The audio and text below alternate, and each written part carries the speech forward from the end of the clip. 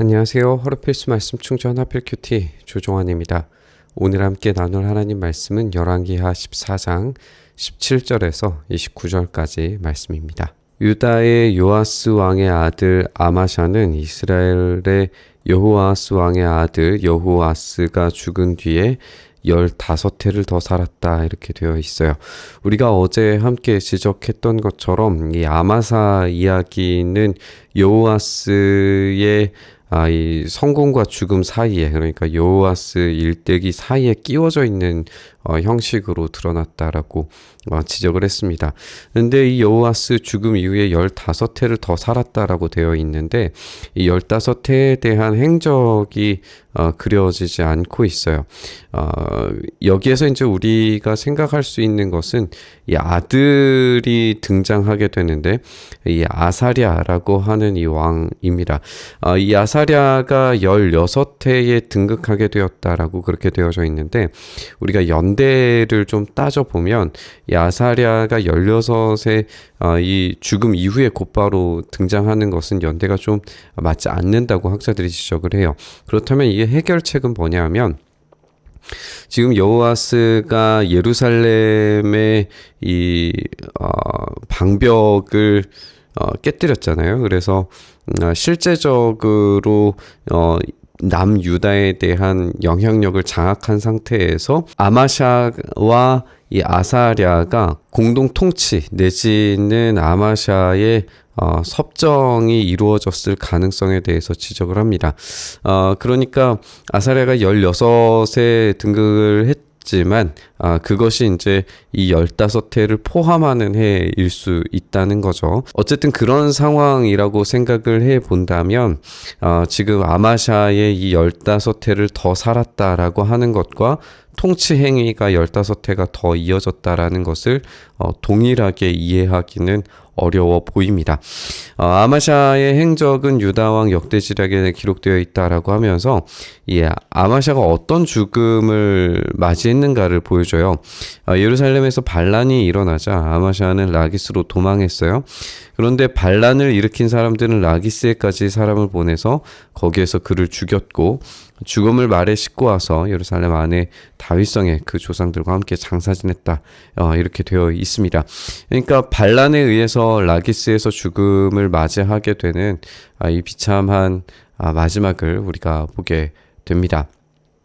이제 통치는 이렇게 아사랴로 이어지게 되는데 이 아사랴는 아마샤 왕이 죽은 뒤에 엘랏을 재건했다라고 그렇게 되어 있어요. 유다에 귀속시켰다 이렇게 되어져 있는데 지금 이 본문에는 사실 우리가 아마샤의 아들 아사랴 이렇게 등장하지만 우리가 잘 알고 있는 왕이에요. 역대기에서는 우시야로 등장합니다.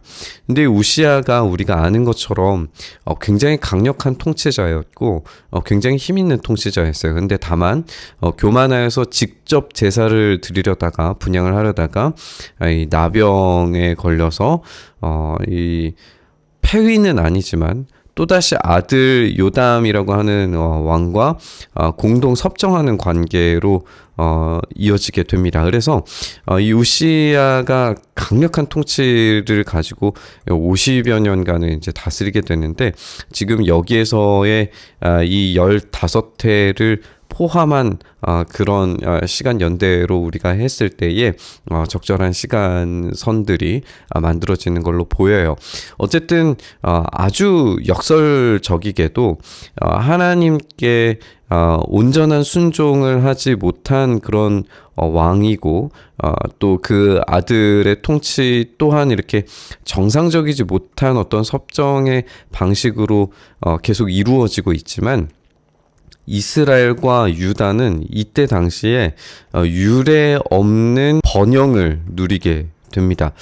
이것이 한편으로는 역설적이게 느껴지기도 하고 한편으로는 하나님께서 그러면 이 번영을 왜 주셨는가에 대한 의미를 우리가 생각하게 만드는 것 같아요. 남유다뿐만 아니라 북이스라엘도 엄청난 전성기의 시절을 보내게 되는데 그게 바로 이 여로보암 2세 때입니다. 유다의 요아스 왕 아마샤 제15년에 이스라엘의 여호아스 왕의 아들 여로보암이 왕이 되어서 사마리아에서 40해 동안을 다스리게 되어 상당히 오랜 기간 동안 다스리는 통치자였고 매우 강력한 통치자였습니다. 유능한 통치자였어요. 그러나 주님 보시기에 악을 행했고 이스라엘로 죄를 짓게 한 느밧의 아들 여로보암의 죄에서 떠나지 않았고 그것을 그대로 본받았다라고 이렇게 이야기합니다. 그런데 그는 이스라엘 국경을 하맛 어귀에서부터 아라바 바다까지 회복해요. 이 지경 또 가드에벨 사람 아미떼 아들 요나 예언자를 통하여서 이것이 예언되었다라고 이렇게 되어져 있는데 이 지경은 전성기 때 다윗 솔로몬 시대에 가장 넓었던 영토를 보여주는 그런 모습입니다. 우리가 앞서 이제 본문에서도 아사랴가 이 엘랏을 점령했다라고 그렇게 되어 있는데 이 엘랏과 하맛 어귀, 아라바 바다 이게 이제 다윗 솔로몬 시대의 최전성기 영토인 거거든요. 그러니까 이런 전성기적인 모습을 보여주는 것이 상당히 의아하게 느껴질 수 있는 거예요. 근데 우리가 이제 생각해 볼 수 있는 건 뭐냐면 바로 이것이 하나님께서 예언하신 대로 이루어졌다라는 겁니다. 요나가 예언을 했어요. 우리가 잘 알고 있는 것처럼 이 요나는 니느웨로 보내져서 니느웨의 회개를 이끌어내는 그런 일들을 하게 되죠.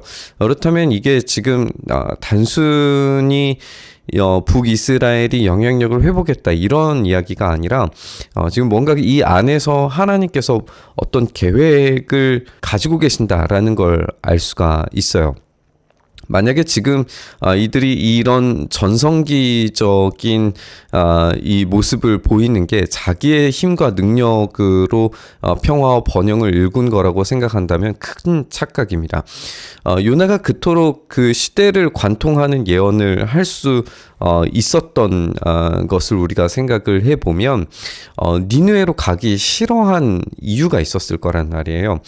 당시에 아시리아가 힘을 잃고 있지만 언제든지 이 힘을 뻗어서 북이스라엘로 쳐들어오면 북이스라엘은 매우 위험해진다는 거를 알고 있었던 거예요. 지금 바로 이 여로보암 2세 시대 때에는 시리아와 아시리아가 그 세력이 지금 축소되어져 있는 상태이기 때문에 여로보암 2세가 힘을 떨칠 수 있었는데 만약에 아시리아가 그 힘을 회복한다면 북이스라엘에게는 당연히 위험한 상황일 수밖에 없었습니다. 그렇기 때문에 하나님께서 아시리아를 회개시켜서 이스라엘의 악을 징벌하실 거라는 걸 알고 있는 요나는 그 일을 하고 싶지 않았던 거죠.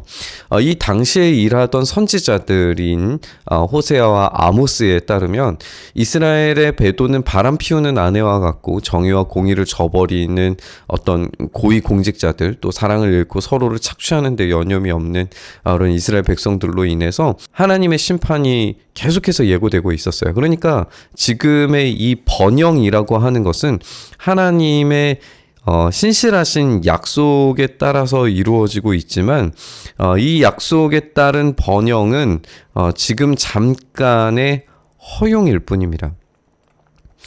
지금 여기에서 선지자들이 이야기하는 것처럼 회개하지 않는다면 어떤 위험이 이스라엘에게 닥쳐올지 모르는 거죠. 주님께서는 이스라엘의 고난이 너무 심하여 매인 사람이나 자유로운 사람이나 할 것 없이 한 사람도 남아있지 않아 이스라엘을 돕는 사람이라고는 아무것도 없는 것을 보셨다 이렇게 되어져 있어요.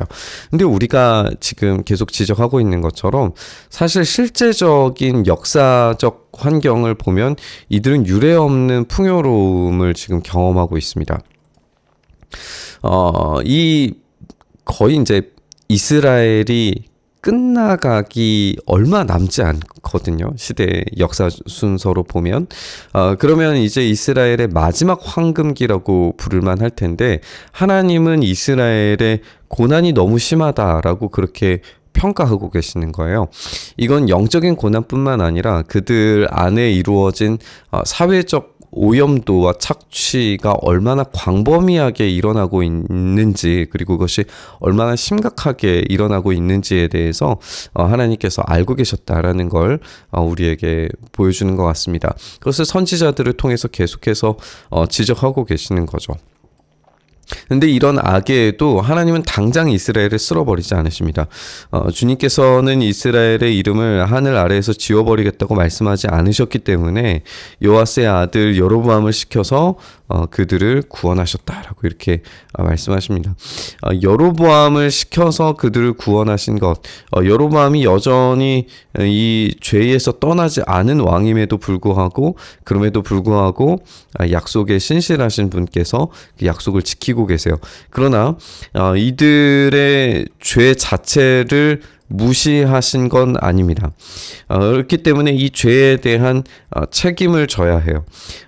지금 이들은 엄청난 풍요로움을 경험하고 있지만 그 풍요로움 속에 있는 이 죄에 대해서 책임져야 할 때 그 책임은 더욱 무거우리라는 것을 우리가 알 수 있게 되는 거죠.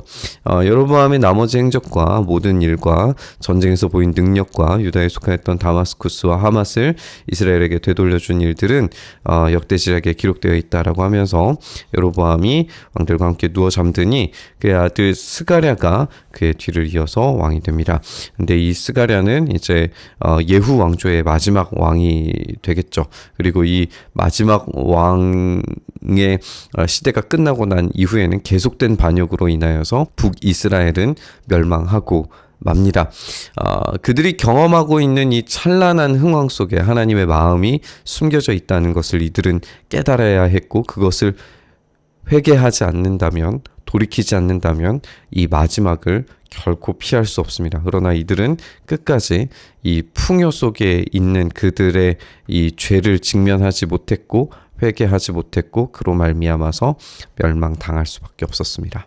지금 이스라엘과 유다는 굉장한 찬란한 왕국의 흥왕을 경험하고 있습니다. 그러나 그 속에 담겨져 있는 하나님의 마음이 있었는데, 그 하나님의 마음은 그들이 이 풍요로움 속에서 그 죄를 인식하고 돌이키길 원하셨습니다. 하나님은 그들이 돌아오기를 간절히 원하심으로 선지자들을 보내셨고, 또 그들의 고통을 돌아보셨고, 그들의 고통을 경감하시기 위해서 이방 나라들의 힘까지도 제어하고 계시는 걸 우리가 보게 됩니다. 하지만 이스라엘의 왕들은 하나님의 마음을 외면했죠.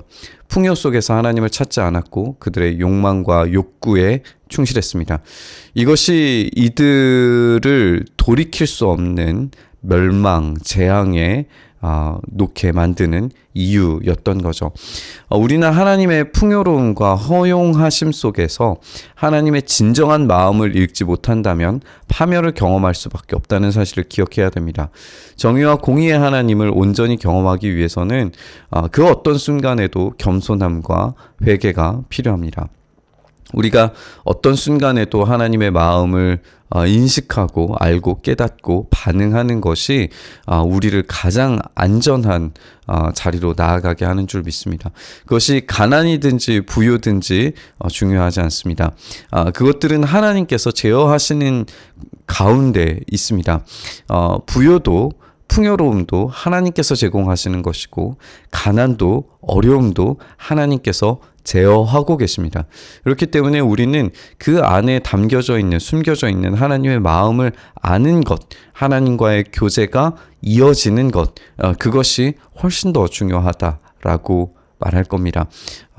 사도 바울의 말처럼 부유에 처할 줄도 알고 가난에 처할 줄도 알아서 내게 능력 주시는 자 안에서 모든 것을 할 수 있다 라고 하는 그 말이 우리 안에서 어떠한 환경에 처해 있든지 우리에게 힘 주시는 예수 그리스도의 그 중심 가운데로 들어가 주님의 마음이 바로 우리의 마음으로 하나 되어서 그 안에 결단하며 순종하는 것만이 우리에게 참된 능력이 됨을 고백하는 말이라고 하겠습니다. 오늘 그렇게 주님께서 주시는 그 참된 핵심의 이야기, 그 하나님의 마음을 우리가 깨닫고 순종할 수 있기를 간절히 바라면서 우리 묵상의 자리로 나아가시죠. 주님, 그렇게 우리가 주님의 마음을 온전히 알기를 원합니다. 우리의 힘과 능력으로 잘됨도 아니고 우리의 부족함으로 잘 못되는 것도 아닙니다. 오직 주님께서 허락하시는 그 삶과 환경 가운데에서 주님께서 제어하고 계시는 그 모든 상황 가운데에서 겸손히 주님만을 의지하는 것이 우리의 힘과 능력인 줄 믿습니다. 그 순종의 자리에서 오늘 또한 주님과 함께 주님의 마음을 공유하며 그 안에서 참된 위로와 힘을 얻기를 간절히 소망하오니 주여 우리에게 일하셔서 놀라운 소망으로 희망으로 일하여 주시옵소서. 그를 우리 가운데 행하시길 소망하며 우리 주님 예수님 이름으로 기도드리옵나이다. 아멘.